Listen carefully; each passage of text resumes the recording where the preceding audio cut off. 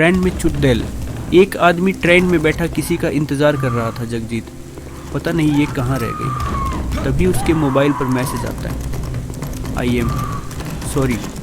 जगजीत पापा की अचानक से तबीयत खराब हो गई और उनको हॉस्पिटल में एडमिट करना पड़ा। मैं नहीं आ सकती, टाइम मिलने पर कॉल करूँगी। जगजीत, अरे यार अब तो अकेले ही सफ़र करना पड़ेगा। उसने देखा कि उसके सामने वाली सीट जो अभी तक खाली पड़ी थी उस पर एक खूबसूरत औरत आकर बैठती है। उसने काले रंग की साड़ी पहनी हुई है और माथे पर एक काले रंग की बिंदी है। जगजीत, मौसम कितना बढ़िया है, हल्की बारिश भी शुरू हो चुकी है और अगर इसे बातें शुरू हो जाए तो सफ़र अच्छे से कटेगा। वो औरत अपने बैग की जीप खोलने की कोशिश करती है लेकिन उसे जीप नहीं खुलती। जगजीत, लाइए मैं आपकी हेल्प कर देता हूँ। जगजीत को वो औरत बैग दे देती है और वो उसकी जीप खोल देता है। औरत, शुक्रिया, पता नहीं कैसे जाम हो गई थी जगजीत। वैसे आप कहाँ जा रही हैं? औरत, मैं आगरा जा रही हूँ मेरी बेस्ट फ्रेंड की शादी अटेंड करने।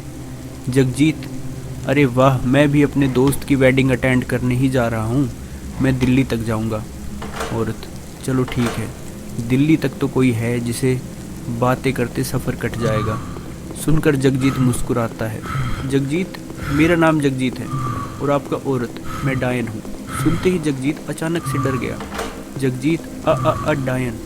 औरत, हाँ आप तो डर ही गए, मैं तो मज़ा कर रही थी, मेरा नाम असल में विभा है। सुनकर वो अपने मुंह से हवा छोड़ता है। वो चैन की सांस लेता है। जगजीत, आपने तो मुझे डरा ही दिया था। ट्रेन अब चलने वाली ही होती है। उसी टाइम सुनैना आती है और अचानक से उस औरत के बराबर में जगजीत के सामने बैठ जाती है, जिसे देखकर जगजीत खुश भी हो जाता है और चौंक भी जाता है। जगजीत, अरे तो तुमने मैसेज किया था कि तुम नहीं आ सकती। सुनैना, अरे वो तो मैंने बस एक छोटा सा मजाक किया था। जगजीत, तुम भी ना मजाक में कुछ भी बोल देती हो। ट्रेन तेज़ रफ्तार से चलने लगती है। जगजीत ने उन दोनों का इंट्रोडक्शन करवाया और तीनों बातें करने लगे।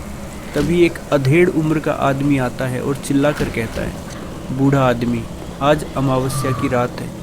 आज की रात इस ट्रेन में डायन घूमती है, सब अपना ध्यान रखना। कहकर वो आगे चला जाता है। ट्रेन में बैठे सभी लोग एक दूसरे से कुछ ना कुछ बोलने लगते हैं। जगजीत, ये अंकल ऐसा क्यों बोल रहे थे? पल्लवी, अरे मुझे तो वो बूढ़ा पागल लग रहा था। सुनैना, आज के टाइम में डायन कितनी अजीब बात है यार। एक आदमी सामने वाली सीट पर जो काफ़ी देर से बैठा होता है वो सिगरेट पीने लगता है, जिसका धुआं पल्लवी की नाक तक आ रहा होता है। पल्लवी, अहूँ कितना बदतमीज़ आदमी है, इन सिगरेट पीने वालों को तो गला काट कर मार देना चाहिए। उसी समय पल्लवी अपने बैग से कुछ निकालने के लिए जीप से अंदर हाथ डालती है और उसकी बैग से काले रंग की बोतल निकलकर नीचे गिर जाती है। जगजीत सोचते हुए, इसके बैग से काले जादू बोतल निकली है और इसकी बातें भी ठीक नहीं लग रही। अभी ये उस आदमी को मारने की बात भी कर रही थी। कहीं ये पल्लवी ही तो डायन नहीं। पल्लवी उस बोतल को वापस अपने बैग में रख लेती है। तभी वो सिगरेट पीने वाला आदमी अपनी सीट से उठकर आगे चला जाता है। पल्लवी, अब एक्सक्यूज़ मी, मैं ज़रा अभी आती हूँ। सुनैना, मैं भी चलती हूँ, मुझे टॉयलेट जाना है। वो दोनों भी वहाँ से चली जाती हैं। कुछ देर बाद सुनैना तो वापस आ जाती है लेकिन पल्लवी नहीं आती। जगजीत, पल्लवी कहाँ रह गई? सुनैना, उसने कहा कि अभी आ रही है। थोड़ी देर बाद पल्लवी भी वापस आ जाती है लेकिन वो आदमी नहीं लौटता। अब जगजीत अपनी जगह से उठता है और वो पीछे टॉयलेट तरफ जाता है। वो देखता है सिगरेट पीने वाला आदमी गेट के पास मरा पड़ा है। जगजीत चुपचाप टीटी के पास जाकर उसको सब कुछ बता देता है। तभी सामने से दरवाजे की तरफ पल्लवी आती नजर आती है। पल्लवी, क्या बात है जगजीत, आप यहाँ क्यों रुक गए? उसकी नज़र उस आदमी पर पड़ती है जो दरवाजे के पास मरा पड़ा है। जगजीत टीटी से कहता है, यही है, इसी ने इसको मारा है। ये डायन है पल्लवी। ये आप क्या कह रहे हैं? जगजीत और टीटी दोनों मिलकर उसको पकड़ते हैं और उसके हाथ पैर बांधकर वहीं टॉयलेट में उसको बंद कर देते हैं। टीटी, इसके बारे में किसी को नहीं बताना वरना ट्रेन में भगदड़ मच जाएगी। अगले स्टेशन में हम इसको पुलिस के हवाले कर देंगे। जगजीत वापस सुनैना के पास जाकर उसको सब कुछ बता देता है। सुनैना, अच्छा हुआ तुमने उसको बांध कर टॉयलेट में बंद कर दिया। वरना पता नहीं वो और किस किस की जान ले लेती। सुनैना सामने देखती हैं तो टीटी आता हुआ नजर आता है। वो उसको देखकर ना जाने क्यों चली जाती हैं सुनैना। आहा, मैं जरा अभी आती हूँ, जगजीत सोचने लगता है। इसको अचानक कहाँ जाना पड़ गया टीटी।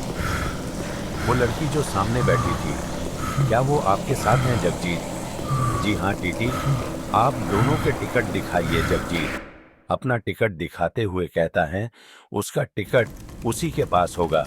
टीटी चला जाता है। तभी जगजीत के मोबाइल पर सुनैना की कॉल आती है। वो रिसीव करके कान पर लगा लेता है। जगजीत, क्या हुआ सुनैना? तुम कहाँ रुक गई सुनैना? सॉरी जगजीत, मैं नहीं आ सकी। पापा की तबीयत अगर ठीक होती तो मैं जरूर आती। तुमको बुरा तो नहीं लग रहा? ये सुनकर जगजीत डर जाता है और उसका मोबाइल छुटकर नीचे गिर जाता है। जगजीत, अगर सुनैना घर पर तो मेरे साथ कौन है? वो सामने देखता है तो टीटी भी दिखाई नहीं देता। जगजीत मोबाइल उठाकर जल्दी से टॉयलेट की तरफ जाता है और पल्लवी के हाथ पैर खोलकर उसको आजाद कर देता है। पल्लवी, जो लड़की तुम्हारे साथ सफर कर रही है वही असली डायन है। मैंने इस ट्रेन के बारे में बहुत कुछ सुना था, इसलिए मैं उसको मारने यहाँ आई थी। जगजीत, मुझसे गलती हो गई। वो मेरे दोस्त के रूप में आई थी, इसलिए मैं उसको पहचान नहीं सका। पल्लवी जगजीत के साथ सीट पर जाती है और अपने बैग से वही बोतल निकालकर उसमें एक लाल धागा बांधती है और फिर वो दूसरे दरवाजे की तरफ जाते हैं जहां पर उसको दिखाई देता है टीटी की गर्दन पर सुनैना अपने दांत गड़ाए खड़ी हैं और उसका खून पी रही है। उस टाइम वे डरावनी लग रही होती हैं और अपने असली रूप में आ जाती हैं। टीटी भी मर चुका था। जगजीत टीटी को उसे छुड़ाने की कोशिश करता है। डायन जगजीत में उलझकर रह जाती हैं। मौका देखकर पल्लवी डायन के बाल खींचकर जितनी भी उसके हाथ में आते हैं उसको बोतल पर बांध देती हैं। फिर कोई मंत्र पढ़ती। पल्लवी, भाई साहब जल्दी से लाइटर दीजिए। पल्लवी एक मंत्र पढ़कर बोतल में आग लगा देती हैं और उसके साथ डायन में भी अपने आप आग लग जाती हैं। वो टीटी की लाश और जगजीत को छोड़ देती हैं। आग लपटे हुए ही वो दरवाजे के बाहर फ्लाईओवर के नीचे गिर जाती हैं। जलती हुई बोतल भी पल्लवी अब ट्रेन से बाहर ही फेंक देती हैं। जगजीत, तो तुम पल्लवी उसकी तरफ देखती हैं। आह, मैं ठीक हूँ।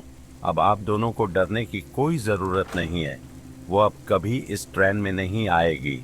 उसके बाद सभी अपना सफर आराम से करते हैं और डायन का किस्सा हमेशा के लिए खत्म हो जाता है।